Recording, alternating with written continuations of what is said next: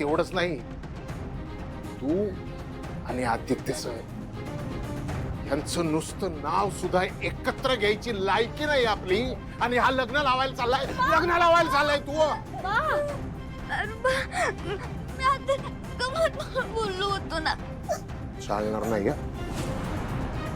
चालणार नाही. लग्नात चालणार नाही, खेळात चालणार नाही, आणि चेष्टेत तर अजिबात चालणार नाही. अजिबात कुठला विचार डोक्यात येता कामा नये. बर का गणी, मातीनं कधी आभाळाशी बराबरी करायची नसते. अरे ती मोठी माणसं आहेत, चांगली माणसं आहेत, ते आपल्याला किंमत देतात म्हणून आपण आपली पायरी सोडायची का? सोडायची का पायरी? तो दुसरा काही बोलला असता ना तरी चाललं असतं. खायच्या प्यायच्या बाबतीत लाड, बाकीच्या बाबतीत लाड चालायचे नाही. कुठलाही विचार डोक्यात घ्यायचा नाही. अरे ती मोठी माणसं आहेत, त्यांचे पाय जमिनीवर आहेत, पण त्यांच्या पायाला हात लावायची लायकी आहे का आपली? आहे का लायकी आहे? बारू, हरीश सरांशी लग्न ठरलंय तुझं. शूटिंग मध्ये का होईना त्यांनी तुझ्या गळ्यामध्ये मंगळसूत्र बांधलंय. खोटं का असं ना, 7 जन्माच्या गाठी बांधल्यात एकमेकांशी. त्यामुळं दुसऱ्या कुणाचा विचार करायचा नाही. आणि काय रे, तू हे माझ्या समोर बोलला, तू माझ्या समोर बोलला, पण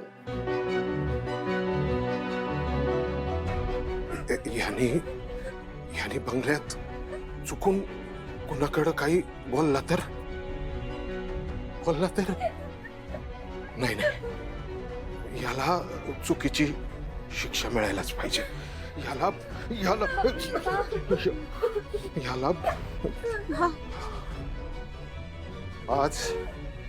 आज तू दिवसभर उपाशी राहायचं, काही खायचं नाही. आणि पारू, तू याला काही खायला द्यायचं नाही. सांगतोय तेवढं कर.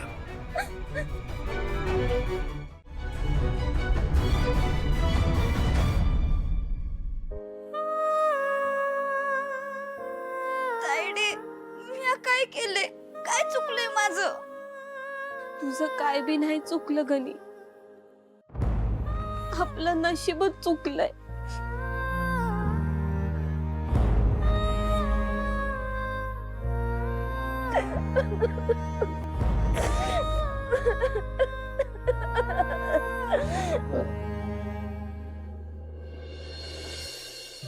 Ahilya, extremely sorry. काय ना, अचानक आमच्या नवीन प्रोजेक्टचं काम निघालं आणि नेमका दिशाचा व्हिसा पण नाही मिळाला, त्यामुळे तिला आमच्यासोबत घेऊन जाता नाही येणार. कसं आहे ना, आपण कितीही प्रोग्रेसिव्ह झालो तरी तरुण मुलीबद्दल काळजी आईवडिलांना वाटतेच ना. त्यामुळे म्हटलं की किर्लोस्कर हाऊस तिच्यासाठी सेफ राहील आणि लग्नानंतर तिला इथेच येऊन राहायचंय. निदान त्या निमित्ताने ती तुमच्या सगळ्यांमध्ये मिक्स होईल. म्हणजे हे माझं ओपिनियन झालं. तुम्हाला त्रास होणार असेल तर मग. अगं, हे तिचं सुद्धा घर आहे, ती इकडे राहूच शकते. आणि मुळात तुम्ही असा विचार करणं हेच पटलेलं नाही आम्हाला. नाही सासरी डॅड, मम्मा यासाठी म्हणाली कारण मग माझ्यामुळे तुम्हाला कशात डिस्टर्बन्स नको ना. पण मी तर हक्काने इथेच येऊन राहणार आहे एनिवे. प्रश्नच नाही. हक्काने आणि निर्लज्जपणे. माझ्या काळजाचा तुकडा मी तुझ्याकडे सोडून चालली. सांभाळ. दिशा, आता आमची जबाबदारी आहे. खुश? चलो, मी निघते आता. फ्लाईटला उशीर होतोय. हो या. हो. आणि आता हे घर तुझं समजून राह. येस. चलो, बाय मम्मा. Bye, take care. Happy journey. Thanks a lot. Bye bye Neerja. Bye. Bye. Disha, तू पण जा, आराम कर. ओके. अगं असू दे, मी कुठल्या तरी सर्वंटला सांगते ना आणून द्यायला बॅग. ओके.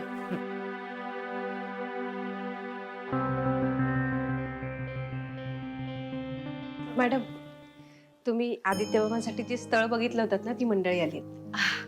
घेऊन ये त्यांना. हो. प्रीतम, हा. आदित्याला बोलवणार. हो आणतो. चला. या.